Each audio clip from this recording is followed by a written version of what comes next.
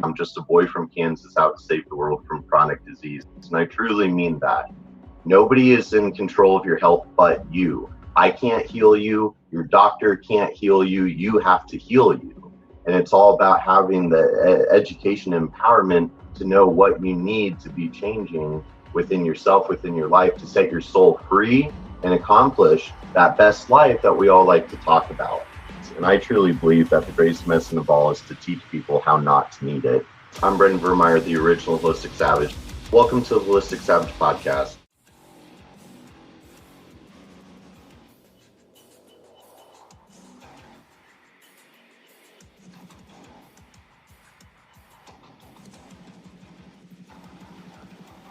Boom.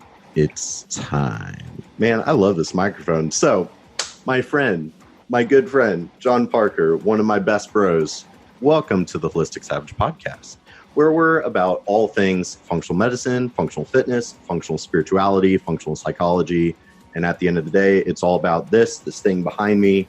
Grace Medicine Involves teach people how not to need it. So for all of those in attendance, my very good friend, John Parker, what is up, homie?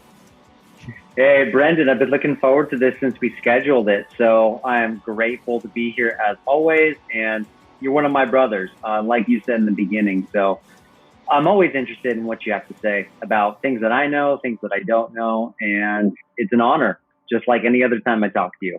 Yeah, dude, I appreciate that. This is gonna be a fun episode, I can tell, because gosh, there's so many. So I always like to briefly kind of, how do I know the person I'm talking to?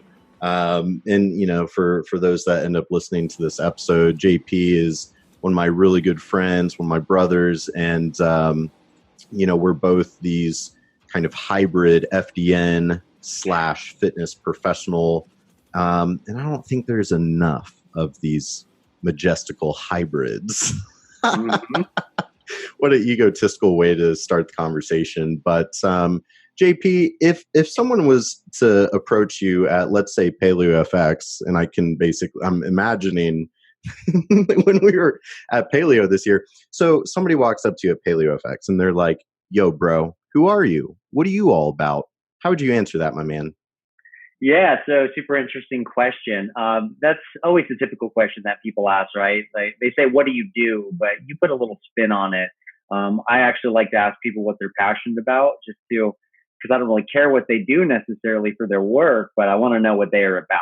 So that's a really good question. So, my job is my passion. I'm super lucky with that. I basically have been lifting weights since 14 years old, and I just turned 34. So that's about 20 years now, gym experience, and it never ceases to surprise me. But in each training session, whether it's with me or one of my clients, I am learning more about my mind and my body, which to me is just beautiful that you can create this connection between those two things and realize that they're actually inseparable. But when people ask me that question, invariably we do talk about the profession. So I always tell people I'm a personal trainer. I used to be a little bit hoity-toity about that and be like, no, I'm a strength coach, whatever. But people understand personal trainer. But I always say I'm a personal trainer and health coach. And they say, oh, what is that about?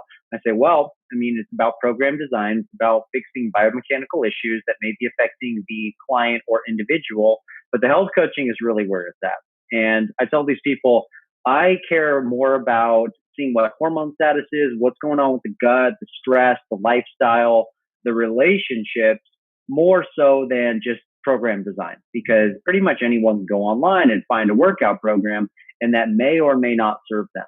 Now, the exercise is going to be dictated by what else is going on in this person's lifestyle. So I've had clients in the past who I made the mistake of giving them a very difficult exercise program. And let's say they're a father of 3 newborns and they're doing this stuff. And then we get them to check some recovery and their recovery is awful. And I'm like, you know what? It's not your fault that you're getting injured. It's absolutely my fault. So I care about the person.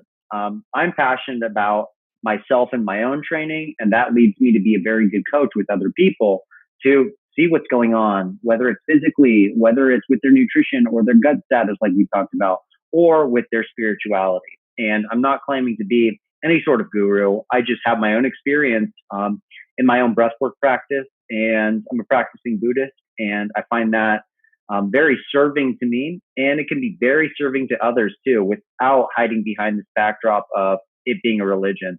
So really, I care about people because I care about myself, and I help myself first so I can help other people better and be fully there for them. So presence is key.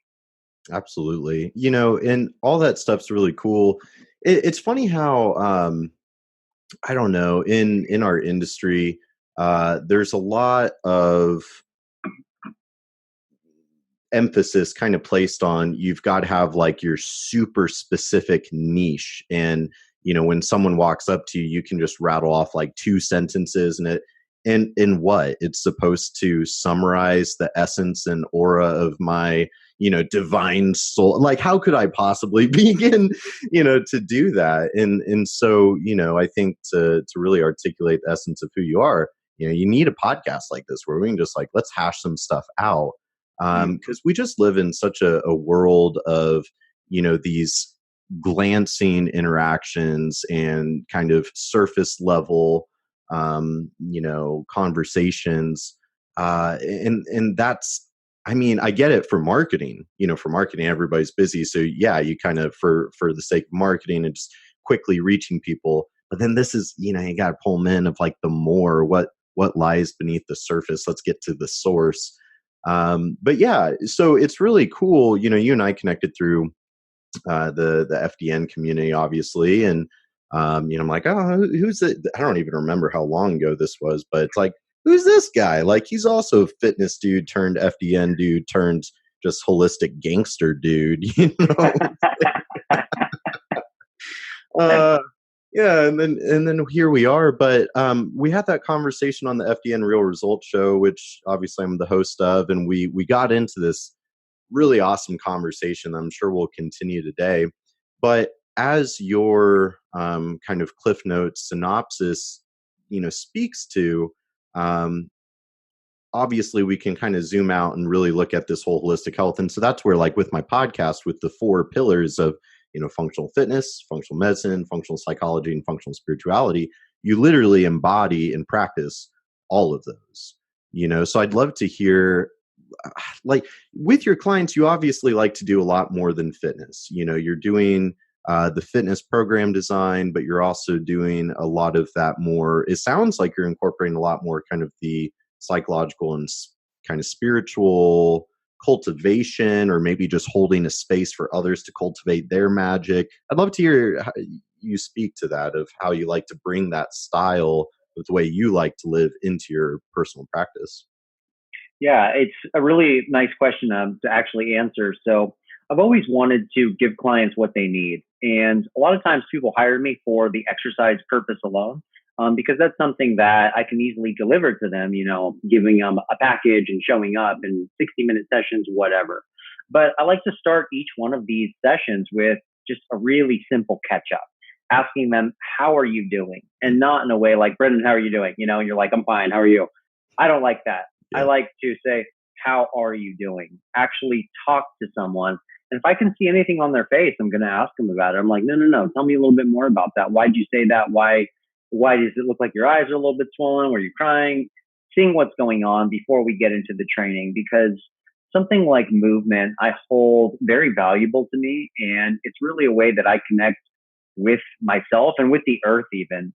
Again, that mind-body connection is very important. So talking to people and giving them my services. Yes, we're going to do the health coaching, the lab testing. We're going to do the exercise. We're going to do all this. But really what I'm disguising my services as is someone to be there fully present. And if we can heal some trauma or have someone recognize what's going on in their life that is holding them back from being their greatest self, that's what I want to get to as quickly as possible. Because once they realize that, you can see that every single door in the universe opens to you. You can do whatever you want. But if there are these things that are holding you back, whether it's bad relationships, a poor relationship with food, or could be just lack of sleep and a poor lifestyle, if you can fix that stuff, if you can get to the bottom of that through presence, through good coaching, and through listening, actually being present, I think that makes me the best coach I can absolutely be, because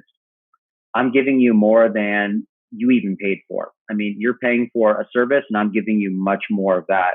So actually realize who you are. So I hope that answers the question. And yeah, totally. Well, and that's the thing. You can't just be a personal trainer anymore. Is ultimately what I maybe I've decided, or at least I'm saying right now on the air. Therefore, it must be something. Yeah, I like hearing all that because, like, for me, I know what year is it? It was about a year, creeping up on 2 years ago, that I completely cut all fitness services because, as you said, the dilemma I ran into was at that point in my life, it felt like, okay, I still have all these people coming to me for fitness, and then I have to then turn and educate them of like, well, yeah, but it's not just fitness. Actually, you need to do 10 lab tests. And of course, I'm exaggerating a little bit, but nonetheless, I went as far as like, I got to cut all fitness services to kind of narrow the options. And anyways, but then you start running into this of like, well, hang on a second. It's not just the functional healing either. There's the spiritual, the psycho-emotional, which, I mean, ultimately, this conundrum is kind of what led to the manifestation of this podcast of like, we just need to start talking about how it really is. Because as you know, as we all know, well, a lot of us know, when a lot of people think, I'm not happy, I don't feel very healthy, I want to work on that. Yeah, fitness is kind of the first thing I think people turn to. Obviously, our society is very kind of programmed to, think of, okay, I got to lose weight, get healthier, because losing weight and getting healthier is obviously the same thing. And then that will fill the void that I'm feeling in my soul, and then I'll have a better life. I'd love to hear you speak to how maybe that's not the right paradigm and how we can reframe that to actually start chasing our best life that we love to talk about, but who's actually taking steps towards. Yeah. I do think that's a really good thought. And it's funny. I thought about cutting my fitness services as well in the beginning, but, just being in the industry for 10 going on 11 years, I had a really good foothold and realized, hey, maybe I could actually implement more of this functional health lifestyle into the fitness. And, we're our own first guinea pigs when we become FDNs. And I got to that point where, I mean, I was crashed and burned because for me, I do value movement a lot. It's been something I've done since I was a little kid. I've never had an issue with weight. I've always had low body fat, looked really good. But my issue came more in this mindset of addiction. And I just know for myself, there are certain things that I have to avoid. I just have that personality that's all or nothing. And it existed for me. I found my happiness with exercise and working out. And I kid you not, I mean, this went on for 5-6 years. I would do 2 workouts a day. They were hard workouts. And sure, I looked great. But over time, my energy started failing me and I was not as motivated. This happened right around 30, 31. So 3-4 years ago. And I've had to dig myself out of this hole, but with a lot of questioning and with a lot of work on myself and my mindset. I was wondering, what am I covering up by spending this much time in the gym? Because surely there is a better way. And I approached my health with this all or nothing attitude. And ultimately, it led me to a state of being not healthy. So just realizing this, I see and have a lot of compassion for other people because the same mindset, this all or nothing mindset, leads them to making poor decisions with their nutrition, even with their scheduling. People like to brag that they're a workaholic. I personally am not a workaholic. I do not want to be at work all the time. I want to have my afternoons free so I can pursue more of my artistic side of my goals. Just a simple answer right there. But I see a lot of people in our culture. Yes, I think movement is super important. It's necessary. We all need to move. We all need to exercise. But a lot of people fall into this all or nothing trap like I did. And it can be in regard to any of the things that we coach in FDN, whether it's diet, rest, exercise, stress reduction, supplementation. Sure, you can rest too much. You can be totally lazy. You can try and supplement out a poor diet or poor lifestyle. It's not going to work. There has to be this grand equilibrium. And I found a lot of my personal truth through my spiritual practice and this idea of walking the middle path. And it's something I knew about from the very, very beginning of studying Buddhism right around my mid 20s. But man, I did everything I absolutely could to avoid being in the middle. I made every excuse in the book. And what it requires me to do is be absolutely present with anything that I have going on, whether it's work, whether it's my workouts, my nutrition, just knowing, okay, I can eat this food. It's not going to affect me in the long term. Or I am very balanced with my vacations. I need those times for myself just so I can catch up.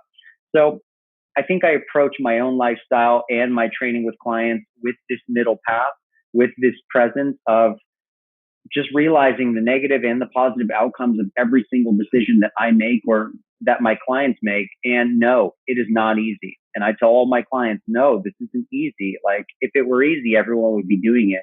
What you're actually gaining is so much more by having this mindfulness approaching your lifestyle. And for me, that has brought me a lot of success. But again, with this middle path, I'm not holding on to this success like, wow, I did it. I'm done forever. I'm going to be good from here on out.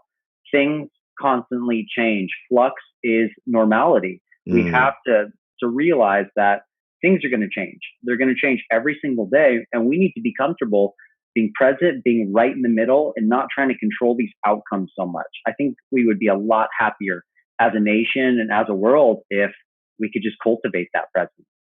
Damn, son. Need to drop this microphone hot quick. You said some pretty profound things in there. Flux is normality, and there was something else that I was like, oh, remember that. And then, of course, it kind of slipped away, and I'll have to watch the recording. But you said some pretty powerful things there, and I think I mean I really couldn't agree more. It's kind of the duality of existence where there's shadow and light to every situation, and I like what you're saying about walking the middle path. And one thing I think too, everybody has their things that they commit their time, their energy, their attention too. And I think in a way, a lot of times the, health and fitness path very much leads you directly, ultimately right to a mirror is kind of what happens. You're pursuing, I want to try to articulate this more concisely than I normally would. Because, as I was hearing you talk and then even just reflecting on my own journey our journeys have a lot of parallels to them. It's like, okay, pursuing fitness. And as you asked yourself, okay, what am I covering up by working out twice a day, every day? Like, is that really necessary? And of course, we love to use fitness talk and fitness science or health science to try to rationalize and justify. Humans will do anything to avoid looking within and to avoid looking into those traumas, those fears, looking inwards. Because that's where the real struggle is. Like, you think doing a hard workout is hard, or sticking to eating real food from the earth, like, oh, that's so hard. No, looking within and facing those fears and those demons, those insecurities. What are the stories that we're telling ourselves? What are our innermost truths? The process of unlearning and shedding all of the faulty belief systems that have been programmed into us. And so that's why I love hearing you say as you're walking this path, and then you're able to best serve your clients of like, hey, what are we really here to do? Because, well, what brings you in today, Sally Sue? Oh, you want to lose 50 pounds. Okay, great. We can do that. We'll just work out 3 times a week, every week for 3 months. Go and get you signed up, contract, all that. But why are you really here?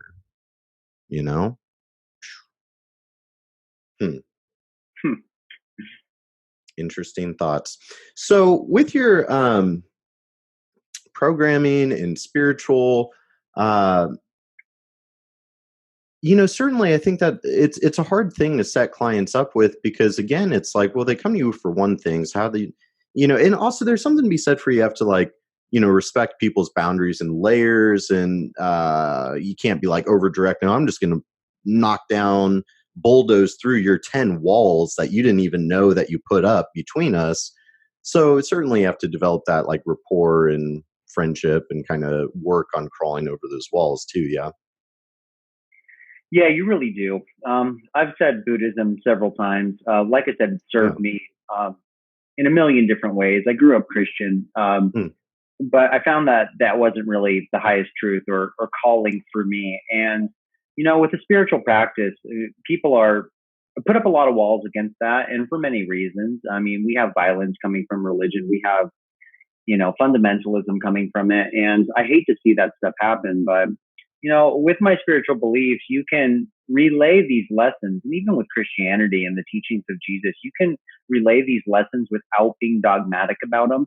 And I think that's very important for certain people because, man, people do have a lot of layers. They have a lot of walls built up. They live inside certain containers. And to be an effective coach, I think it's so funny because everyone knows that a personal trainer isn't really a personal trainer. They're really just a psychologist. And anyone who's been in the gym or had a trainer knows that your clients pretty much tell you everything because they can trust you. You work for them, they can trust you. And it's also a funny job because although someone's paying you, you're the boss. Like I'm the boss with my clients and they all listen to me. It doesn't matter how successful they've been. So I think you do need to be sensitive to what's going on with people, seeing what walls they put up. And it's not about me trying to break down those walls necessarily. It's more about, hey, this has served me and many people. Like, where do you see yourself fitting into this? Is this something that you can overcome by yourself? So really getting to have someone ask these questions to themselves instead of me having to facilitate something. I think that's a mark of a really good coach. Again, to heal some of these traumas or recognize what's going on in their life, the triggers that are causing them to drink too much or smoke too much, or the work environment that's causing them a lot of distress in their life. Like asking these questions, being present with them enough to have them be able to trust you and trust your intentions. And none of this happens if the person asking those questions, me as the coach or you as the health coach, we have to trust ourselves and adhere to that process first. I've always been a really big fan of walking the walk. And my mentor and early coach, Paul Chek, he always talked about that stuff. And you see this guy today, he's like 56 or 57, totally strong, totally ripped, sticks to his nutrition and lifestyle. He never takes a day off because he knows this is the right way to do it. So I know if I'm not doing that, then I'm not going to be an effective coach because how can people buy into a system or a program where, their doctor's obese and telling them not to eat sugar, or they don't practice what they preach? So I guess in closing with that thought, I mean, there are a lot of containers that people put on themselves, and we can easily have them be mindful of these decisions and thoughts that they're making in order for them to realize that for themselves, that they need to change or they can change in the first place. I love everything you just said because, I think what's interesting, like at the end of the day, it's not just like within our work as, health coaches, fitness coaches, et cetera, et cetera. I think this is just kind of a, human phenomena where we're all just kind of mirrors walking around and, we observe ourselves through the mirror of the other person. And, when we encounter somebody else, it's like you can't recognize in somebody else what you don't recognize within yourself. Otherwise, how would you have been able to? And that's something I kind of learned from a friend that just rocked my world. And I was like, well, it makes a lot of sense when you say that. But then the pursuit of enlightenment or the pursuit of a notion, a chosen perceived notion of understanding can get kind of trippy because then if you don't keep checking that ego, and this is something people don't think about, it's a practice. It's a spiritual practice. You don't just, it's like getting in shape. You don't get in shape over the course of 3 to 4 months. And then it's like, well, now I'm in shape, so I'm going to stop working out and I'm just going to stay in shape forever. No, if you don't consistently practice and use it, you'll lose it, obviously. And I don't think people think about life in that manner, or, whether it's spirituality or just they're reading a self-improvement book and a self-help book. But that's kind of thing, as you're talking about, we can't egotistically assume like, well, I'm obviously doing something right, so allow me to subjugate you to my domestication because I'm right, you're wrong. That's why you're in the position you're in. I'm the position I'm in, and you need to start doing things my way. And you spoke to that, eloquently and subtly, where it's like, no, we need to listen. We need to create that safe space, ask those open-ended questions, while all the while we're just being a mirror for them to observe themselves in. But the difference is we're creating that safe space for themselves to be able to observe themselves without judgment. Whereas if they try to go home and stare at themselves in the mirror and do that, I don't know, they might not be able to as well, and the self-sabotage comes in because they don't have that unconditional love from somebody that only wants the best for them. Yeah. I couldn't agree more, Brendan. There's so many ways that we can cultivate this self-love, but you're right. A lot of people can't stand to look at themselves in the mirror, and they do need some sort of practice. One thing that I thought about with meditation in particular, when encouraging meditation to people, like, it's not an easy practice, but again, it's a practice. Like, you sit on the mat because you sit on the mat. That's when you practice. And even with a 20-minute, breathing, seated meditation, you may get 3 good minutes in, and then the rest is just thoughts coming in from all sides. And, some capture, some pass by. You may get 3 good minutes. But the important thing is that you sit your butt on the mat or the couch or whatever, and you actually sit down to do it. So many people in my life, including myself, would say that meditation doesn't work for me. Thoughts just come to me and I can't get rid of them. And it's like, well, dude, duh, that's everybody. It's not just you. So don't think it's so exclusive to your mindset. It is about the practice. It is about setting aside 20 minutes every day to do it. And guess what? The Buddhists always say, oh, if you're too busy to meditate for 20 minutes, then you need to meditate for 60 minutes, right? Yes. You have to do it. And while you were talking, I was thinking about a couple other things. I live in Southern California. I'm pretty much born and raised here. It's my home. And we have a lot of kind of new age type people who are really into stones and spirituality and astrology, whatever. As long as things like this don't hurt people, I'm all for them. You can do what you want to do. There may be some validity. Maybe it's been proven. Maybe it hasn't been proven, but good on you for doing something for other people. But one thing that kind of drives me wild is you have this spiritual bypassing that happens a lot. And a lot of these coaches that show up on the scene and they charge these crazy rates and people pay them, $10,000 for the spiritual and business coaching.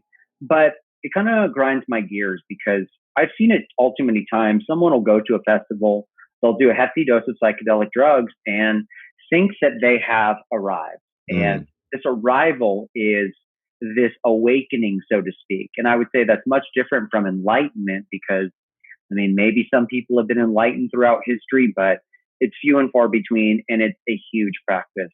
But the spiritual bypassing, we have to be very careful. People thinking they know the answers and they become these gurus.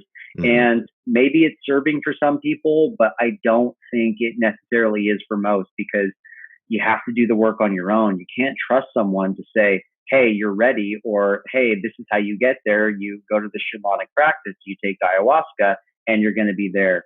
I say no. I've done my fair share of psychedelics. It's been a huge part of my healing for myself and my coaching and my groundedness. But I realize now, you do these trips, you put your mind on turbo drive, but the real the growth happens from your practice after that. Because guess what? You may have the time of your life while you're on a psychedelic trip or a spirit quest or whatever, but it's all about coming back to the real world where all of us live and practicing there. And tasking yourself with that is not easy. I've just noticed in myself, and I'm very proud of myself for being more grounded, for not needing to speak above someone else, to actually listen to them and hear what they're saying, not just thinking about what I'm going to say next. That is not mindfulness. True healing and allowing someone to share with you is about you listening and receiving it with an open heart. And Brendan, that is not easy. It's not easy for someone to share. It's not easy for a practitioner to listen to that person or offer advice after that, or simply just to hear them. But that is the practice. I see that as the beautiful side of life and spirituality. And honestly, man, I feel pretty good about exercise, nutrition, all that stuff. But my true growth helped comes from me helping other people. And that is the pathway for me to get there. Some good stuff there. I'm glad that you mentioned the listening part, because that's literally something I am always working on more and more. It's so easy we're stuck up in our little monkey minds, and the gears start spinning at 1,000,000 miles per hour, and it's like, oh, I gotta, and it's like, no, you don't gotta. You just stop, breathe, allow it. We're so not in control, and we love to grip so tightly, which I think is where a lot of the suffering comes from, is this reluctance to surrender to the source, and that sounds pretty out there woo-woo, but I mean, fill in the blank, God, universe, like whatever the source is for you, whatever that means for you, but kind of let go of the notion of control, because you never had it anyways. And I like what you're saying too about the psychedelics and all that. I haven't done as much as maybe I would have liked to by this point in my life. And I'm very open to all that, because I do think if you can kind of tap into whatever, but the whole thing is, as you said, well, we live here, not up here.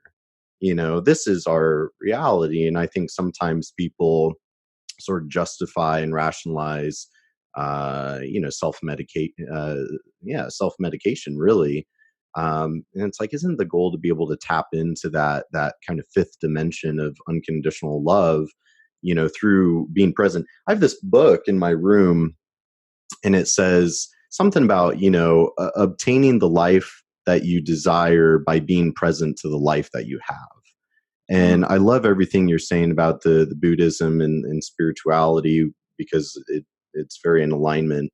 And so the other day I was watching my favorite childhood movie, which was The Last Samurai with Tom Cruise. You know this movie? I sure do.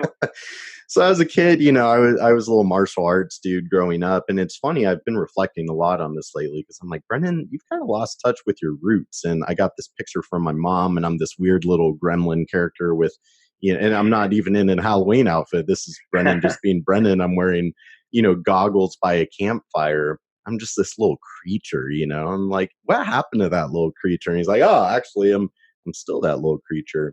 I grew up, with martial arts and karate and all this stuff. And I think a lot of those lessons, let me speed this up. I'm just all over the place. But, I think the Japanese culture and the mindfulness, the Zen, the Buddhism, the Bushido, the Taoism, I think all these ideologies really resonated with me, especially being, what I later was diagnosed as ADHD at the age of like 20, 21. So I think, it was a great activity for me to really center myself, and the breath, the movement, the intensity, the discipline, the honor. And what I've really been finding is, where are these morals, where are these ideologies in modern America, or maybe the rest of the world? I can't speak for the rest of the world, but obviously we're caught up in this, Instagram age and instant gratification and blah, blah, blah. But I think a lot of it is, we've really lost touch with the source and ourselves and our innermost truths. And one of the big things, and I'd love, because you're speaking so much about your purpose, right? And that's something that really is scientifically validated as a very necessary part of our biological, need, is we need a sense of purpose. That's really what drives our continuity as a species. And so I think a lot of people have this hedonic approach to life of, which really means to run from discomfort, run from pain and run towards pleasure, rather than being here in the moment and mindful, in pursuing our purpose, which always centers around serving others. I'd love to hear you speak to whatever the hell I just said. Well, a couple thoughts that came up while you were talking about that. And of course, I can only speak to my own experiences. I cannot speak to the rest of the world. Maybe in some instances, the places I've traveled, but we are stuck in a materialistic society. And I do think it's okay to be materialistic about certain things. Like, like the food that you eat. I prefer to eat really high quality, local, fresh, organic food whenever possible. That makes me feel really good, and I'm fine to spend my money on that. And as far as material things like clothes, like gear, I come from more of a minimalistic um, um, lifestyle, I guess. And I would rather buy very nice things that are going to last me a long time rather than just buy a bunch of shitty things, to be honest. But you see with Instagram, the instant gratification. On my explore page, there's always this one little square that pops up that says shop.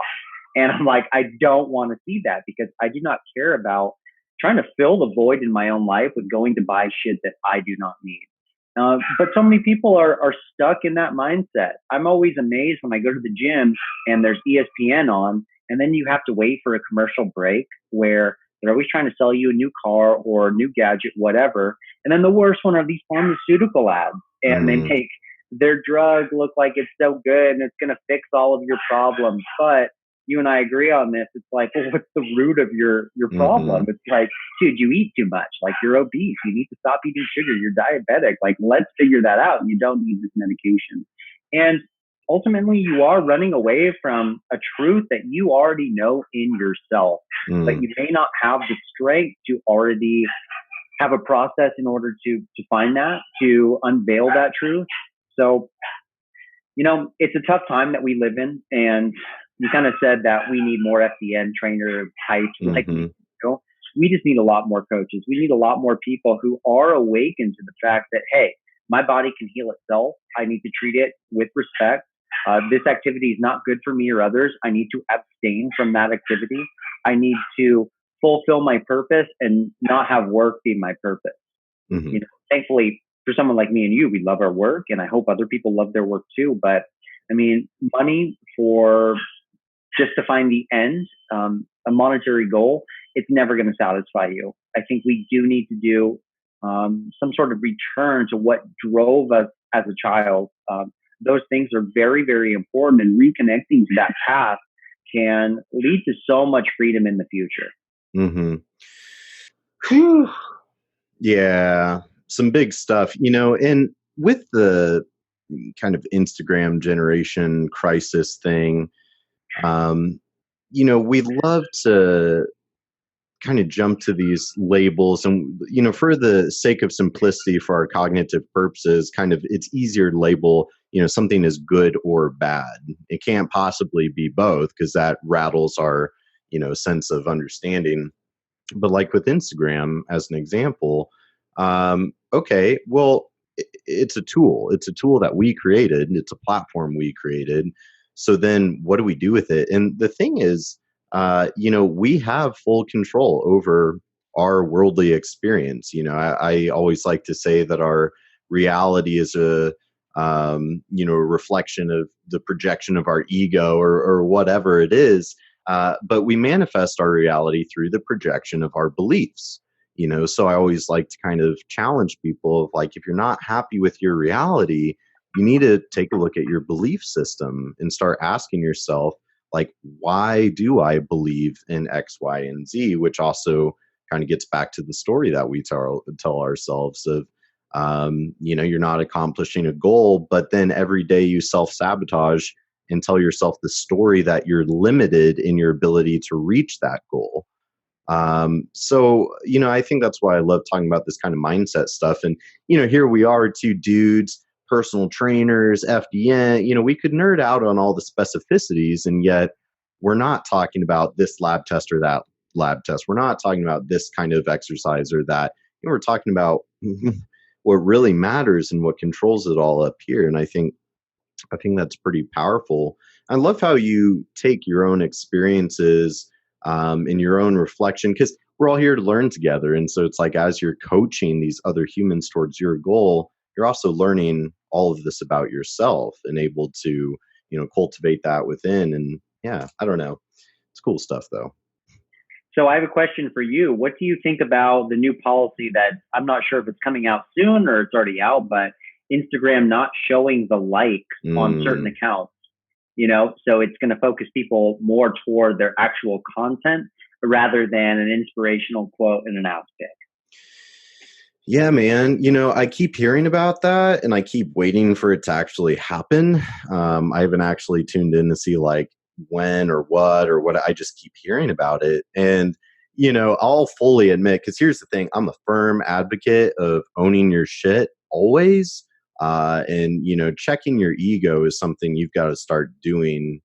Like if people checked their ego more than they checked their phone, then I think we might be onto something. Um, but yeah, I'll fully admit that my egotistical reaction is like, no, I want to see all those many likes that just give me that nice little dopamine boost when I'm wanting it and needing it.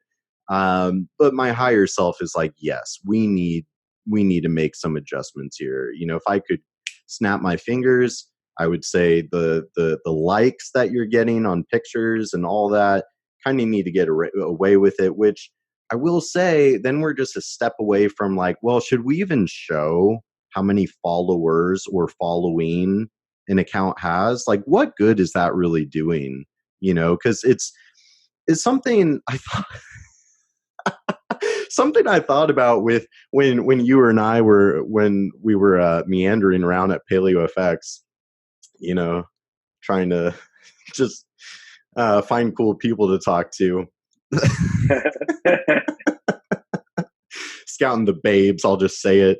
But something I thought about is how much we might change what we think or what we say based on that preconceived notion.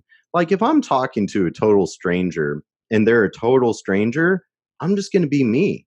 Because who the hell are they? I know who I am. Who are they? Let's find out. But then when it's like, oh gosh, this person has like 200,000 Instagram followers, all of a sudden I'm telling myself that story. I'm not worthy. Who am I to talk to them? I'm nervous. I'm afraid they're going to judge me. So I don't know. I'm kind of rambling now. Stop. I want to hear your thoughts on that same thing now. I have been stuck in that same path.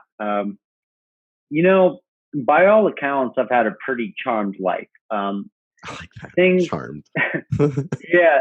I mean, just being real, star athlete in school, on the front page of the newspaper in our town every week for football or track or whatever, got really good grades, went to good school, had some things happen in my family that were not easy, but we all overcame it. And, first of all, if you're white in America, you have a better chance. And it's unfortunate for those who don't, and that pull yourself up by your bootstraps mentality. It can be very toxic.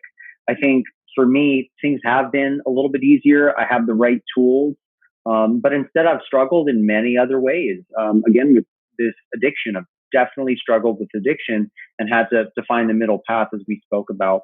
Now, I've suffered from that as well. You see this person, they have 350,000 Instagram followers, or I trained these clients in the beginning of my career and they had more money than they knew what to do with. But ultimately, Brendan, I realized, wow, we can talk one-on-one. And when I would look at them in the eyes, I was just looking at myself. They were that same person that I am with the exact same problems. And at first I was enamored with this wealth that some of my clients have, only to realize as we got closer, wow, I would never want to be them. They have way too many problems because they have not gone inside. They have not searched inside. And instead, they're clinging to this material wealth, and it's causing so many problems in their relationship and their family, whatever.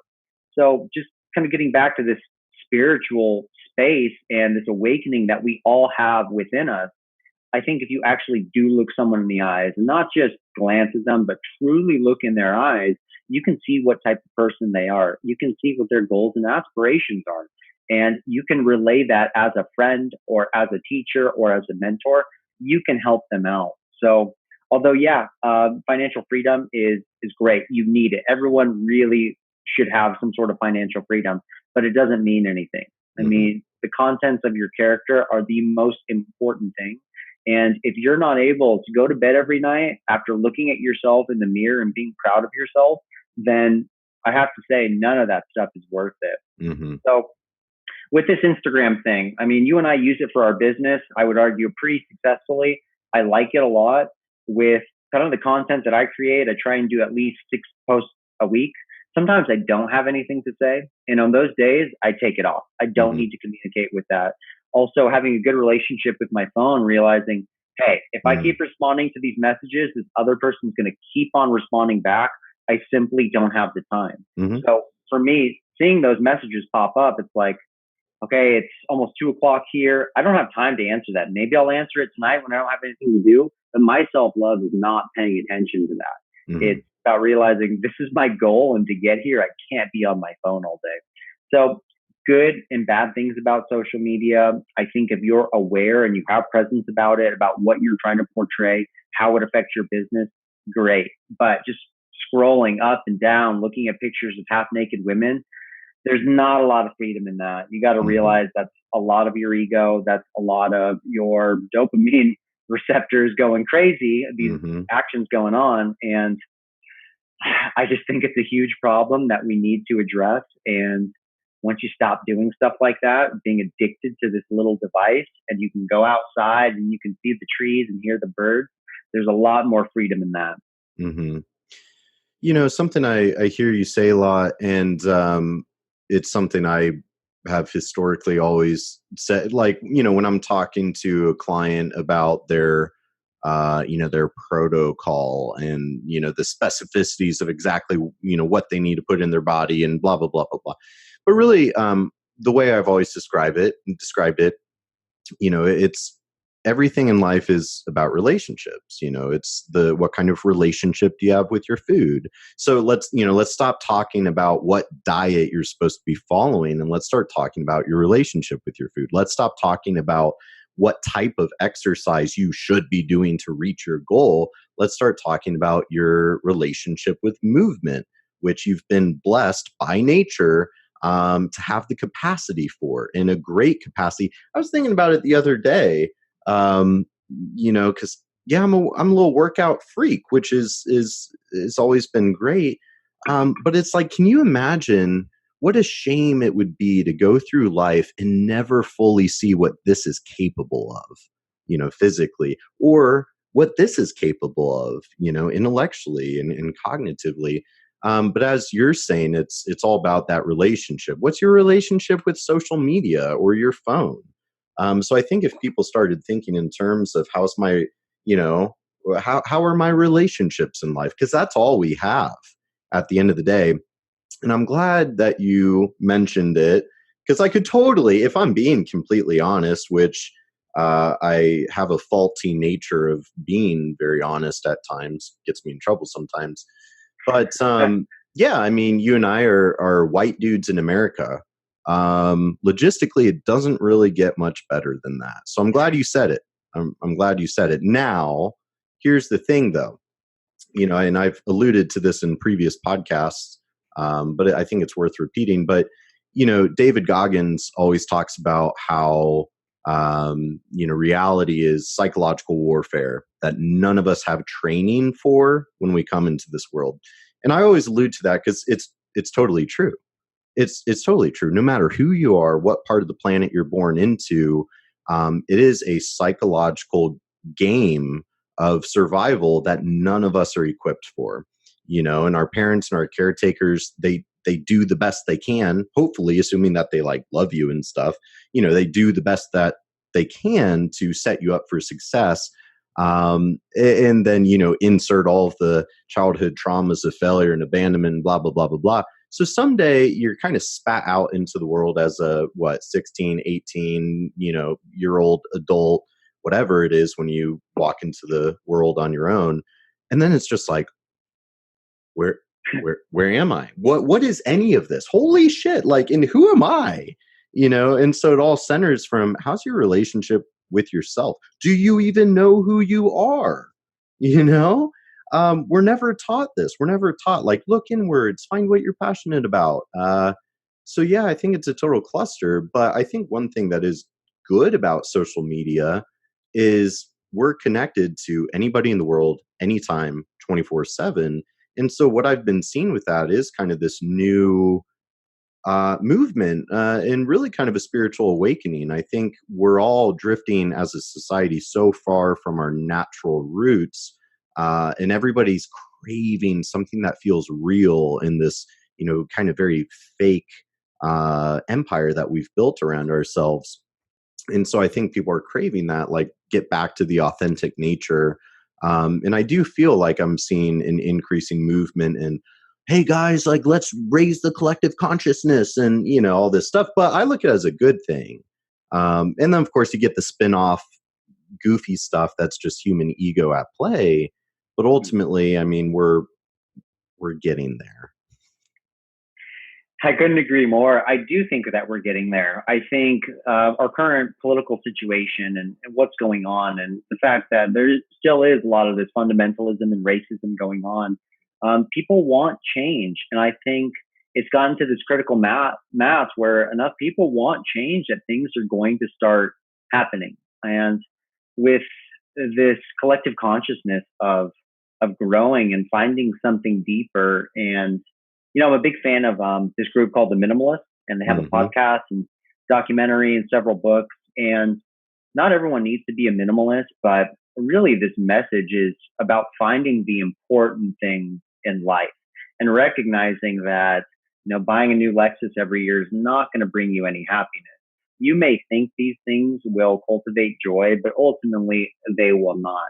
And again, I always go back to this idea that I just mentioned about looking at yourself in the mirror and seeing your eyes and being able to say, John, you did a good job today. You are free to have restful sleep. That is so important to me that I see a lot of things, and this has changed over time. I see a lot of energy flow, some give and take between myself and other relationships, and kind of this idea of a gut feeling and trusting your intuition. In me, that has grown so much that I really don't have any other choice than to help people in what I've experienced and kind of open them up to this idea.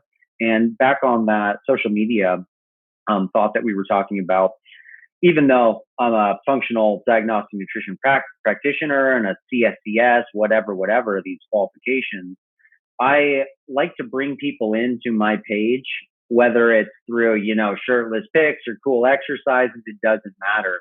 Because if they're reading the caption, they're seeing something that is a truth in my life, something that I've experienced. My Instagram is an entire blog. It's a big diary of everything that I go through and all of the things that I've messed up on in my life. And sharing this with people like, look, this is the problem. This is what I used to do. This is what I now do. And now I experience freedom. So social media can be great. And like you said, we're connected 24/7. I have met such good friends off of social media, including you, and people who I was traveling to their city. We were friends on social media for a few years. And guess what? You hit it off within 1 minute. You're automatically best friends. So for that, it is fantastic. But we have to be so mindful of, again, the materialism, this idea of all these people having a perfect body and no one sees the photoshopping that's going into that stuff. It's not real. And once we experience something real, we can look someone in the eyes, we can share an experience with them, share food, anything like that. It is just the most gratifying feeling that you could ever experience. And I encourage everyone to get real with themselves, because if you don't, you're going to try later on and it may be too hard for you. So if you don't remember that you need to live right now, the only time that you can live is right now, then you will never have that freedom which you desire. And that's a really scary thing because it's all within our power, but we need to recognize the fact that it is our power to do so. I love that. It's sharing the journey. And I know, again, it's cool. It's interesting. You and I have very, so many similarities but also totally like, it's not like if you followed both of us, it's like, oh, I'm already getting all of this stuff from this guy. I don't need to follow. No, it's totally different, because we are two different souls walking two different paths that just happen to run parallel. But I definitely see you doing some of the same stuff I do. And like, I love to have fun with, playing the game of social media while making fun of it at the same time and trying to wake people up to the game that it is. Like, I'll literally post like, okay, here's a pretty picture of Brennan working out. Look how big his arms are. But then I make fun of it in the caption. I'm like, would you have actually looked at this post otherwise? Because believe me, I mean, I see it. I post like what I think is the coolest science post ever, and it's life-changing scientific info. Nobody cares, man. But then all of a sudden, like, oh, pretty picture, sign me up. But you have to, it's like you got to play the game, but then ultimately you are delivering a meaningful, powerful lesson behind that. And as you said, like and this is all stuff that we know. That's the thing. We all know this stuff. I'm amazed every time I talk to somebody new. Humans are so smart. People are so intelligent. They have such infinite capacity for knowledge and wisdom and depth. I think the problem is people don't use it or cultivate it. And they allow themselves to succumb to the primordial mechanisms that just trap them. I mean, think about how much marketing, how much money goes into the marketing strategies, even just at your simple grocery store. Oh, it's got to be eye height. It's got to be this color because that really triggers this mechanism in the brain that draws you in. And we just fall prey to that left and right. It's really kind of disturbing. Oh, man. So we could spin into 1,000 directions with this conversation. We kind of have been a little bit all over, which I love. Gosh, there was something I was going to say there. Well, okay. So for the audience, the future audience, that's like, what the hell are these guys talking about, man? So let's we'll do a little bit of a gear shift. Of like, all right, we'll cover some pillars here. I want to, like, we could even get some action steps going of like, all right, we've got functional fitness, medicine, nutrition, etc. So one thing I want to hear your perspective on, because I know my answer, but nutrition, all right? Everybody is looking for that diet. And we've already, I think, hashed out for a good 50 minutes now that it's not just, your food or your movement. It's all up here in that heart thing, that heart pump. But with nutrition, if somebody says, John, I need a diet. I need a diet that makes me super sexy. What diet should I do, John? How would you answer that? Yeah, so super good question. I was hoping we talk about all this stuff. Mm-hmm. Nutrition, as you know, can be so incredibly personalized. I was talking to our mutual friend and one of the FDN leaders, Jen Maleka, this morning about this culture of bodybuilding. And you're a bodybuilder, looking amazing, my bro. You do great with it. But what I like most about you is kind of your philosophy behind that with nutrition. So many people do if it fits your macros. And, maybe it's a helpful place for certain people to start.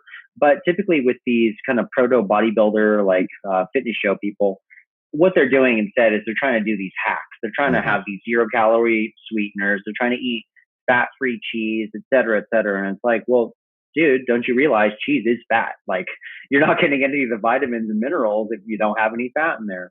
So I don't really like that because it's this approach of X equals Y, my intake equals my output. And I'm like, that's not really what food is. And, kind of going back to this woo-woo stuff that we're talking about and this energy, food is energy. And if you're eating something that is totally processed, that is dead food. It is not alive food. When you're eating a bunch of greens and like a really good salad or some cooked veggies, you're like, these things are actually alive and they are filling me with vitality. It's hard for a lot of people to realize that because you have to go so deep inside yourself to figure out, man, like I am an energetic being. This is energy that I need from the earth to sustain me. So I guess an easy answer to that question is I'm a big fan of a paleo template. It doesn't need to be called paleo. We don't need to put containers around it, but eating whole, real, unprocessed foods is the way to go. I think most people can agree with that. I generally shift people in the beginning, especially if they are trying to lose some body fat, toward a lower carbohydrate diet. And those things can be shifted around after a course of about 30 days. I like to see people be pretty strict for a period of about 30 days. And last week, I just saw my good friend Melissa Hartwig, the Whole 30 Mastermind up in Salt Lake City. And I've always been very proud of her program because, love it or hate it, you're getting someone to do an elimination diet, which Mm-hmm. most people need. People Mm-hmm. do not realize how much they react to certain foods. You give a lot of people a diet and they're like, oh, but I have to keep my cheese or I have to keep my Diet Coke. And you got to ask them, well, is your goal to lose body fat or is it to drink Diet Coke? It's like, Right. you got to get your shit together. So I do like elimination diets. A lot of people that we deal with in FDN, they may need something like an autoimmune protocol. Mm-hmm. I know for me, I have to kind of stick in that realm. Otherwise my gut is just not happy. So the answer is whole unprocessed foods. I'm a fan of meat, but the meat has to have lived a good life. And yes, we have to kill animals. And I don't know if there's a justification around that. I know that eating animals makes me feel really, really good. It makes me feel full of life. My justification in myself is that these animals have to live a good life and their energy is passing on to me. So I am not going to waste that food. I am going to use that energy that they provide. And I'm going to go out into the world and do my best to make the world a better place. So yeah, I would say something like a paleo nutrition plan. And obviously you and I would do a lot of testing to see what would be ideal for an individual. And we would go from there. Mm-hmm. I love hearing all that. Maybe that was me looking to a dear brother for confirmation bias. I'll call myself out on it. No, I've got to say, I have so much fun checking my own ego. It's become such a regular part of my spiritual practice of like, oh, there's that BV ego. I see you. Like, calm down there, little fella. Yeah, but with the nutrition thing, my God, have we overcomplicated it? And again, this is where I'm just gonna say it, and people can get mad at me later when I post this episode. But with all the notion of control, the perceived notion of control, which is not the same thing as a literal ability of control. But well, I'm just going to count my macros. I'm going to, eat this, not that. I'm going to, keto, carnivore, vegan, fill in the blank. We could literally go all day about this.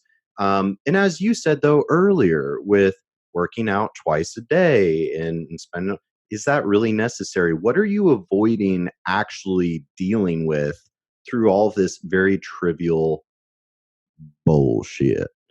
Because and one thing though, and here's the thing, I'm being a little facetious, I'll call myself out on it, because you got to have fun with it, but I think you and we do have to give ourselves credit of we have been intensely pursuing our paths for a long time. There's and that is something that maybe doesn't get enough perspective. It's like, okay, well, you do realize gosh, I had somebody say something the other day, Brendan, you've been working out, and it's just like, I mean, only 6 days a week, every week for the past, like 20 years of my life. So I'm glad that it shows, but thank you. But with nutrition, getting back on track with my squirrel moments, all this hyper control, let's make it more complicated. How many ways can we play around with our macros and, this and that? And, well, if we only have 3 macros, let's eliminate all the fat. Well, we tried that. That didn't work. Okay, well, now let's do all fat and 0 carbs. Okay, well, that's what everybody's doing right now. How is that working out? And I just always shake my head, and it's like, how about we just eat organic plants and animals? I used to say, why don't we just eat real food? But I found that wasn't specific enough, and people got confused. Yeah. So then now I like to say, let's eat organic plants and animals. And like, Whole30 as an example, I don't ever like referring to diets, even, I don't even use the word paleo because people ask me all the time, Brennan, what do you eat? And I'm like, real plants and animals. What do you eat? Like, I eat the food that our species has evolved off for the past 200,000 years. What are you putting in your gas tank? But Whole30 though, yeah, pure ketones, bro. Just drink ketones all day long. That's totally. Yeah, I just drink. I won't name any brands because I found big businesses don't like being mentioned by name, apparently. But, yeah, let me just drink ketones all day, and I'm sure I'll never have to eat. I have a book above me that's like about frugivore, just eat pure fruit, which from a anatomical, physiological, there is a little bit of an argument of like, okay, our closest genetic relatives are the, gorilla and the bonobo, which is type of ape, like 98, 99 point something percent identical DNA genetics. And yet, okay, who's on which side of the glass when you go to the zoo? So the frugivore, because these monkeys, they are frugivores. They anatomically are best equipped to digest and absorb nutrient from fruit. Some vegetation, absolutely. They eat a lot of vegetation. At the end of the day, a species is going to eat whatever the hell they can get their hands on for the sake of continuity and survival. But, gorillas and apes, they really like fruit. However, I did some homework on this in case you can't tell. But there are some that hypothesize it was when our species started eating meat, which is obviously more calorically dense. So think about this. You've got this, 700-pound gorilla sitting there, and they're eating all day, every day. Think about how many pounds of plant food that gorilla has to eat to sustain life. What's the basal metabolic rate of an 800-pound jacked gorilla? It's got to be pretty damn high to get all that from plant food.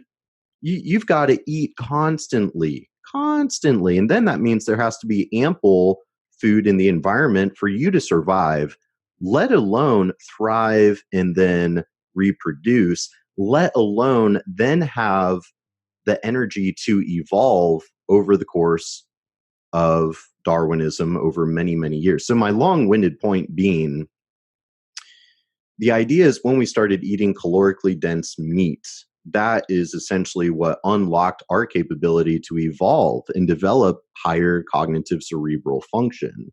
And of course, now then people take it to the extreme of, okay, carnivore. We're supposed to eat only meat, carnivore. What a conundrum, John Parker. It truly is. And this stuff, it baffles me when I study it. And I try and be open with this stuff because, again, if I don't like dogmatism, I can't be dogmatic towards other beliefs. The fruit thing is a super interesting one to me because, hey, fruit tastes delicious. It's Number amazing. one, if you don't eat a bunch of sugar in your diet, you have a nice, juicy orange or something. It is the best thing ever. And for me, that's like the only cheat I need. Right. But it doesn't make sense in a lot of other ways. I mean, when I eat red meat, I honestly feel the absolute best. I just feel mentally clear. I feel a lot of energy. My muscles get bigger. My energy's super strong. So I know that is serving me. I was going to ask you though, I haven't kept up necessarily with the evolution of the human species. And I know there are all these alternate theories about why this happened. But one that I remember from high school, maybe even college, was you talk about this meat. When you get a taste for meat and you have this energy, humans are more likely, they start to develop more teamwork to take down these bigger animals. And from doing so, you have this cooperation with a group. So you already have this tribe that's living together. And then this cooperation, which like it would help the brain evolve even more. And then you introduce something like weapons. We already know from our relatives, the apes, that we have these really nice shoulders, which are great at brachiation. So brachiation is just holding on to something or swinging from a vine or swinging from a branch. These shoulders are also really good for throwing. They're really good for throwing spears. Or have you ever seen someone throw a baseball like a professional pitcher? It's like, whoa, that's a full body integrated movement with a lot of width coming from the shoulder to get this baseball going 100 miles per hour. So something went on there. It makes a lot of sense to me that, okay, I mean, this teamwork probably led to brain gains. And then you have these calories that you're not constantly walking around all day long, chewing on fiber, finding fruit, et cetera, et cetera. You have more time for this evolution. And then one more point that I always thought was super cool is that it's been said that humans are born to run. And there was that book by, I forget, something McDougall. I read that book. I don't necessarily like his authorship, but I read the book and talking about this long distance running that we're really good at. What I've more recently heard is, we have this giant Achilles tendon and humans have really big glutes. Obviously, we're bipedal, so we stand straight up. We're capable of generating a lot of force from our legs, which is great if we want to sprint. This idea of persistence hunting has always been super, super interesting. So maybe you injure an animal, but the animal doesn't die out. Maybe it, runs an additional 2 miles. But as humans, we don't have fur on our skin. Instead, that we sweat through our pores. So we can last a lot longer in pursuit. This 2 hours to get this downed animal who eventually is going to die of exhaustion, or it's going to be on the ground of exhaustion. And that's when we come up and kill it. And then we skin it, we get the meat, et cetera, et cetera. So I'm not exactly sure what happened 200 or 300,000 years ago. It's very, very interesting. I don't know if we'll ever find the answer during our lifetime, but I do know that there are a lot of ways that we can optimize our nutrition, but it takes a lot of work. If you told me to eat a certain way, I might try it and it may not work for me at all. So it's really our responsibility as people to experiment with that stuff, but try and go to a good coach first because they're going to lead you down a better path than, just eating raw fruit or just eating things that fell from a tree. It's all about experimentation. So some random thoughts on that. No, I love it. Now we're getting into the weeds and stuff of just, but this is good though. And, here's the thing, everybody that knows me knows I'm a huge science nerd. I own that. I love it. It's very cool. But the thing is, I'm not a petri dish scientist. I don't like studying things, to the super in-depth level in an isolated. It's always, well, let me study it to the most in-depth level possible in order to apply it to common sense, to our past and looking at evolution. Because when you start looking at some of these functions and things about the body and health and all of that, well, when you look at where we came from, it makes a lot of sense. And also kind of this idea of like, we're still evolving. Every day that goes by is another opportunity for kind of Darwinism and evolution to kind of propel us forward. And I wouldn't say that the human species has like the best looking current trajectory. I think we've gone a little askew, a little awry with our current path. And right now we're all kind of, the buffalo stampeding towards the edge of the cliff. And it's like, ooh, we might want to make a little bit of a course correction here. But even still, like for example, something that really fires me up is the environmental toxicants. The millions of pounds of environmental of chemicals that we're just dumping into the environment. Don't get me started on glyphosate and blah blah blah blah blah. For sure. Talk about all that all day. And the problem is we're killing the planet and ourselves faster than we can evolve. Evolution takes a long time. Like whatever works will continue. Whatever doesn't, and that's, people need to simplify it instead of thinking about, well, how did we evolve to be able to digest? And it's like, simplify it. If it works, it will continue. If it doesn't work, it's not going to continue. And so like with the environmental toxicants, okay, all these plants, well, more so the animals, I would say. Plants, I don't know. Plants can do stuff that obviously animals can't. But animals are dying off very rapidly. There was that study by the Living Planet report, basically showing we've killed off or we've eradicated like 48% of biodiversity since 1970. AKA, like within the past 40 years, we've killed off half of everything that lives on the planet. How is that possible? But then you think about, okay, well, in the past 40 years, look at the rapid manifestation of all these chemicals that never previously existed and how much of this shit we're dumping into our food and the environment left and right. And the problem, these animals, they can't filter their water the way that we can. They can't buy, oh, I'm going to buy organic when I'm hunting and gathering. It doesn't work that way.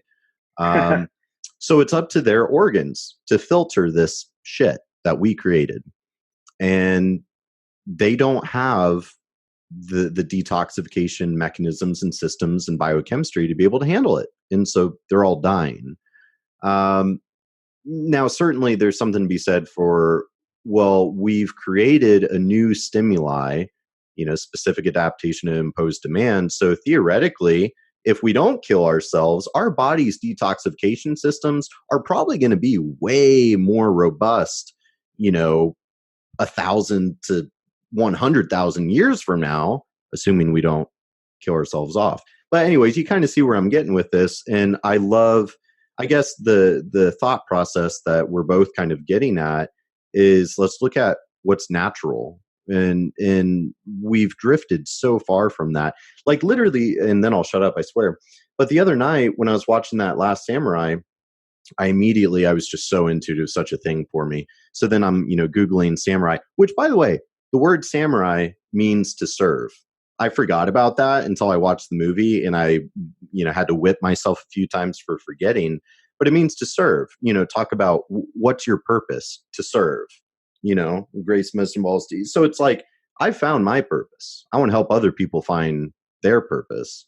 Oh, but anyways, samurai. Okay, so then this picture pops up. It was like Wikipedia, a real picture of a dude in samurai armor, dated 1860. Hang on a second. You're telling me that less than 200 years ago, people still dressed up in armor and carried swords? And now we're recording a podcast from hundreds of miles away. So my weird point being, look at how much life for the human species has changed in the past 20 years, 40, 50. 1820s to 1920s, like, okay, if we're thinking Japan, we can think like samurai walking around with swords. In the 1920s, that's Great Depression era, or the pyramids to 1820s. Okay, pyramids, Civil War, times are different.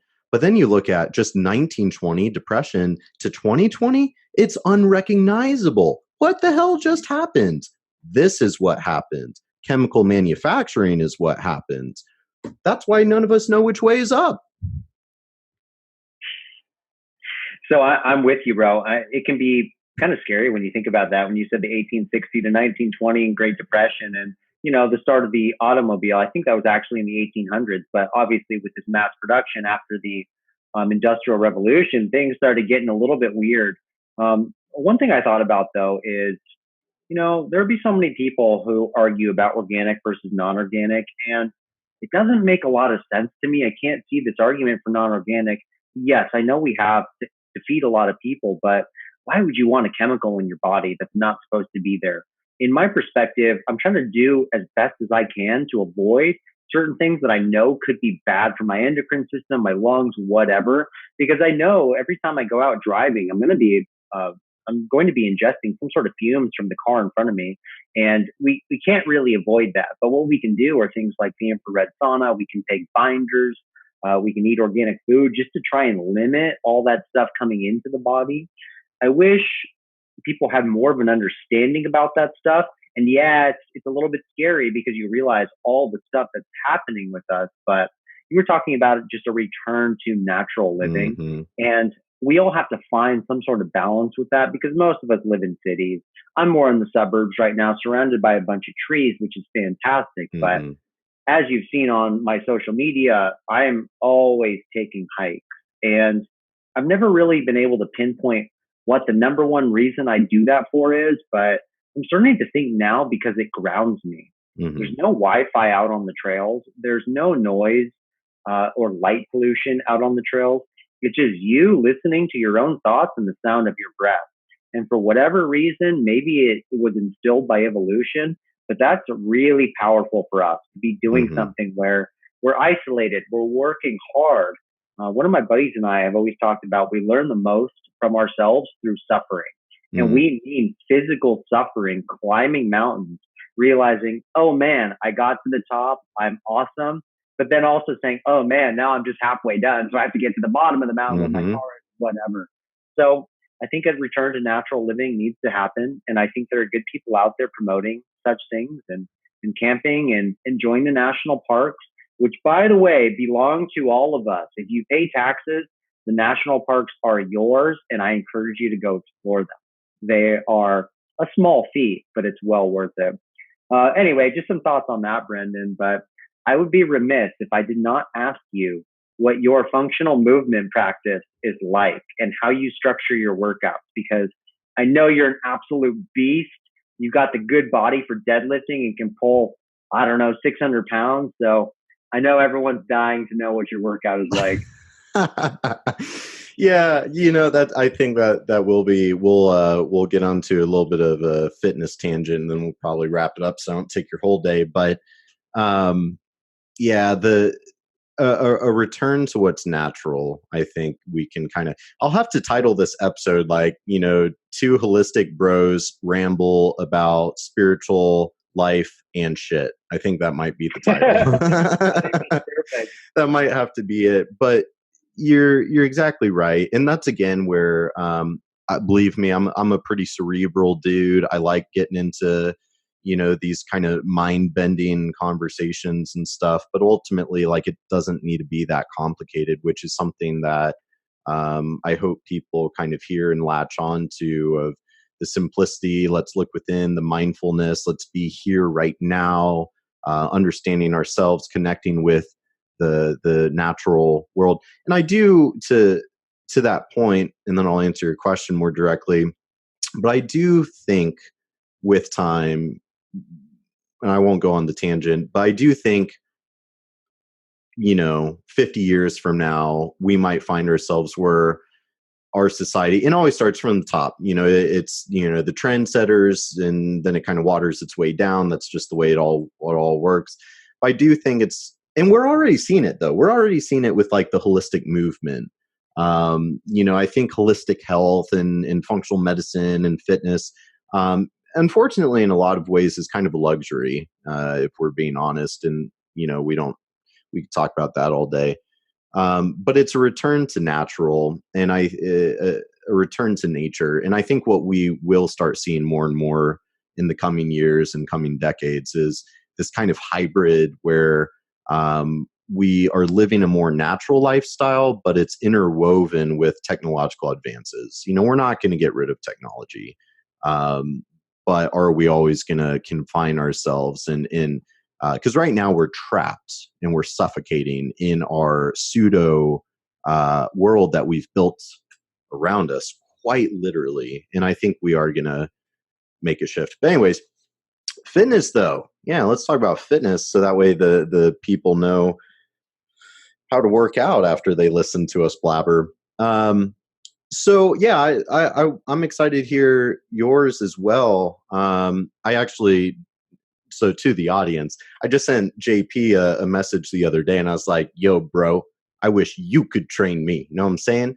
But really, like, the idea of, man, like, to have the full trust and ability to kind of surrender, which is a theme for me, surrender control of my exercise regimen, and know, like, my homie's got me. So if I just want to be a savage over here. I don't want to think about it. I just want to tell me what to do, coach, and I'm going to savage that shit up. Hell yeah. And then, like, hey, 3 weeks in, hey, bro, my delts are disappearing. Can we? Okay, cool. And we're good. We're good to go. But yeah, I currently, the holistic savage workout routine, is really a hybrid thing. I could go on and on and on. And that's where people have to realize it's a manifestation of many, many, many years of trial and error and experimentation. But ultimately, right now, these days, it's kind of one of those, I work out the days I feel like working out, which is usually 6 days a week. But hey, if I wake up, I'm not feeling it, I'm not going to do it. But really, it's a combination of a lot of nature walks, some yoga, usually once or twice a week. I love running, never more than 3 miles, never less. It's always 3 miles as fast as I can. I've got this kind of 4-day antagonistic hypertrophy / powerlifting / functional bodybuilding kind of workouts. Those are my strength workouts.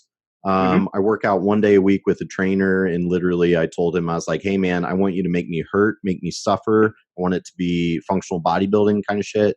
Let's do it. Nice. And that's kind of my current, it never looks exactly the same week to week, but it's a lot of the same stuff on a weekly basis. Yeah. I got you. And I can deadlift. My current highest max ever was 650. That's my ego speaking. Oh, yeah, 650 is the most I've ever pulled. However, I'm not really a 1 rep max kind of guy. So honestly, I'm more impressed by myself by being able to pull 545 for a set of 4 rather than 650 for that one. You know? Yeah, for sure. Just gonna throw it out there.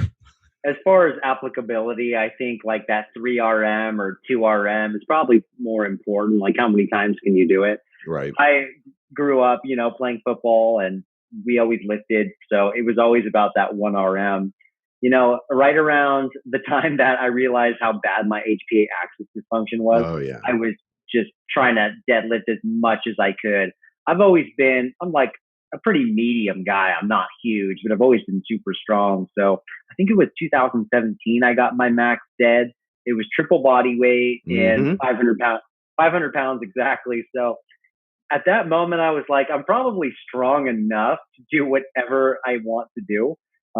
Right. I've always, I don't need to be much stronger than triple body weight deadlift and double body weight back squat or whatever. Those markers can be important. They can be a lot of fun, but I never do that stuff with my clients unless they're specifically training for powerlifting or Olympic lifting or whatever. But I like your approach, bro. I think it's good. I think that integration of the mind and body that we've been talking about this entire conversation, although for some it can be great to follow an exercise program to reach specific goals, I personally have never really followed a program. I kind of do the same things over and over again, maybe with some variety here and there, but I basically go off of how my body feels. Now, I know I'll probably lift, heavier than most 3 times per week with the same goals. I want to maintain my strength. So that's usually with some form of powerlifting, back squats, deadlifts.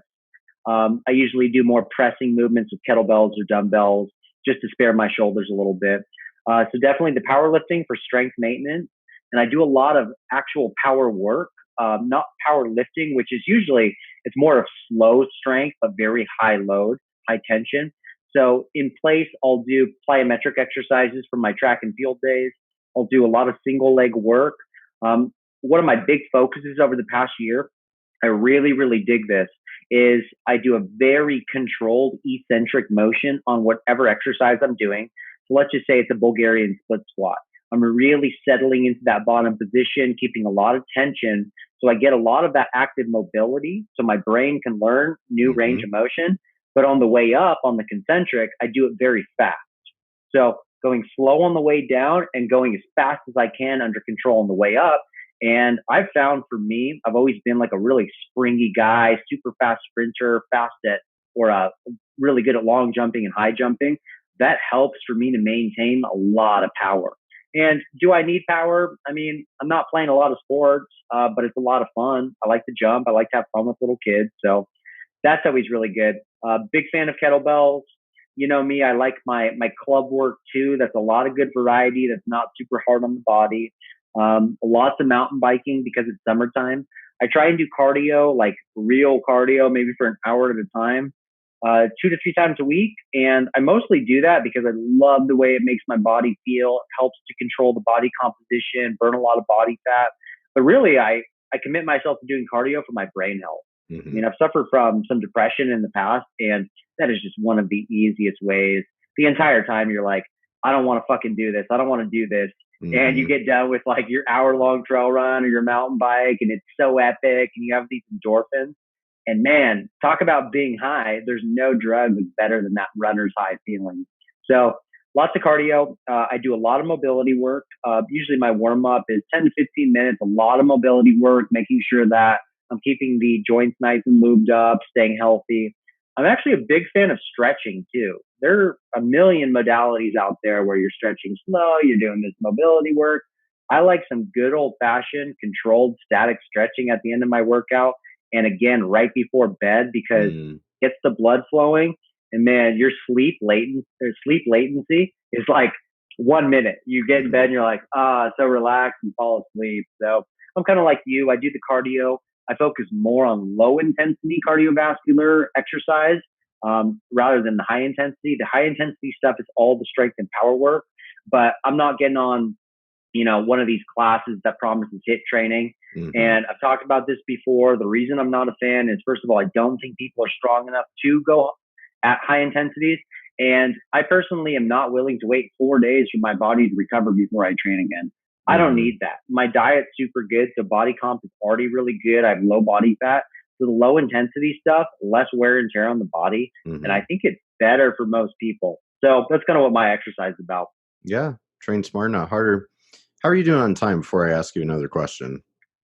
Probably got about 10 more minutes. Does that work? Yeah, we can make do with 10 minutes. So I think, again, with, exercise, people just overcomplicate it and overthink it. And it's always one of those like, well, get moving, do what you enjoy. If you don't enjoy it, you're not going to keep doing it, which is kind of a problem. And this is something that you pretty much need to do kind of every day for, the rest of your time on Earth, unless you'd rather wheel around in like an automated scooter, which is probably not ideal. But yeah, people get really, so if somebody were to come up to you and be like, hey bro, I need to start moving, I need to start exercising, how do because there's so many like literally I've been wearing a CrossFit shirt, my $1,000 CrossFit shirt from CrossFit HQ when I went through their level 1 coach thingy. But there's so many options, and again, how is the average bear supposed to know what the hell they're supposed to do? So how would you advise somebody like that? Well, I would tell them to start walking first. I'm a big fan of walking. It's highly underrated, especially if you live in a place with hills. Go walk. I mean, even if you're just on concrete, you're getting a lot of good hip extension. You're moving your body, promoting blood flow. So I'm a big fan of doing that. I actually had one client who I walked with him through his neighborhood for the course of probably a year or two, and he lost 70 pounds just doing that. Now, I am a strength coach. I think that the biggest bang for your buck as far as healthy aging, being strong, being flexible, lowest hanging fruit is strength training. And it's kind of the stuff that you and I do. It can include some corrective work or functional bodybuilding. Big fan of functional bodybuilding. It's not just about the aesthetics. It's about getting the length in the muscle tissue. It's about tendon strength. It's about bone strength. So, there are a lot of online resources. I think a lot of people need their hand held in the beginning. So I would encourage them to find a really good personal trainer. And they don't have to be, an older trainer with 10 years experience. It can be someone who's very enthusiastic and younger, but knows the ins and outs of training and what it means to be able to resist rotation, anti-rotation exercises, hinging, squatting, pulling, pushing, the very basic human movements. That's going to be enough for most people. And if you could do that twice a week, I think that would be the minimum. But if you want to actually get somewhere, 3 times a week would be fantastic with a lot of walking. And then I always encourage people like, yeah, you're going to get big muscles if you lift weights, but I'm telling you, if you just focus on nutrition and dial that in, you're not going to need all the stuff that you think you need. I love that. Simple, effective. Everybody's looking for that, quick fix, the instant gratification. And even though we all know that doesn't exist, and yet people keep reaching for it. It's interesting. Man, yeah, I tell you what, I really could keep going and going. We could talk all day, and I'll be coming out to San Diego, obviously. Definitely in November. It'd be cool to come out sooner if I can swing it. But anytime, bro. Sounds like I'm crashing on your couch in November. That's what I heard. Yes, you are, man. I can't wait for you to be here. I'm going to show you all the good spots. Yeah, man. Well, we'll have to do like an episode 2 or something. Like, oh, now these fools are in the same room. Y'all don't even know what's up. Well, shoot, this has been really good, man. I'll let you, you know, I know you've got some clients. Oh, you know, I do want to, I'm going to say this and then I'll let you go. So Okay. I saw your post. You know, a woman had been stung by a jellyfish or a stingray or something not good, and you know is in a lot of pain and bleeding. And then JP on the scene. You know, I picture Dwayne Johnson in the Beach Watch movie or whatever. You know, grah, you know, storming over there. But then so I read your post. It was really, I mean, I'm being facetious, but it was really a super beautiful post. You know, and she's like, they ask you what you do, and you tell her that you're a trainer, and they ask you, well, what are you training for? And you say, this. That was some powerful stuff, man. Yeah. So I knew I had to relay that story, and I've been a writer since I was young. I was a history major, so it was a lot of writing. I've always really enjoyed it. And I wanted to make it flowery to capture people's attention. And if they read it, maybe they'll actually get the message. Right. The post wasn't supposed to be like, look at me, I'm so great, I'm so strong. It's like, no, I know I'm fucking useful because I'm super strong. I can carry shit. One of my clients last week asked me, she's like, oh, will you and this guy help me carry this chair? I'm like, no, but I'll carry it. So I did it for her. It takes no time. And I mean, if you have any sort of gifts, whether it's art, whether it's writing, whether it's physical strength, we owe it to each other to help each other out. Yeah. That was so easy to carry that girl. And she wanted to give me like a reward or a gift. I'm like, you don't owe me anything. I like to think if I were in trouble, you would help me too. So God, it's so easy to make the world a better place. Yeah. Why don't we just do it? Oof. That wasn't even planned or scripted or prompted, but that's literally like the best way to end the show, because I couldn't agree more. I really do think amongst all the self-love stuff that's floating around, which is great, we absolutely need to learn how to love ourselves unconditionally in order to learn how to love everybody else unconditionally. And it starts here with the self. However, I think I see it going too far where people are getting very preoccupied and it's all about me, me, me, me, me. And if I don't do my 2-hour morning routine where I, you know, and all my self-care before I begin my day and start, you know, looking to serve others, I can't possibly function. It's like, hang on, guys. I think we're skewing this a little bit. But exactly as you said, I think we really owe it to ourselves and others to share the amazing gifts that we all inherently have, you know, and it's not that hard to make the world a better place. And I think if we really took the time to look inwards and cultivate our gifts and share that with the world, you know, we can. And so that's kind of the whole thing of like, well, why do you do all these things? And it's like, because I can, and it's the right thing to do. The right thing to do. My bro, so much gratitude for being on here with you. Yeah, and man. I always look forward to our time together. You are an enlightening soul, and I'm happy to have you in my life. Back at you, bro. Really. And we'll have to do episode 2 one of these days, and hopefully people can get something good out of this conversation. But such an honor, my man. Go change some good lives, do your thing, work your magic, share it. We'll talk soon, man. All right. Talk to you soon, bro. All right. See ya. All right. Bye.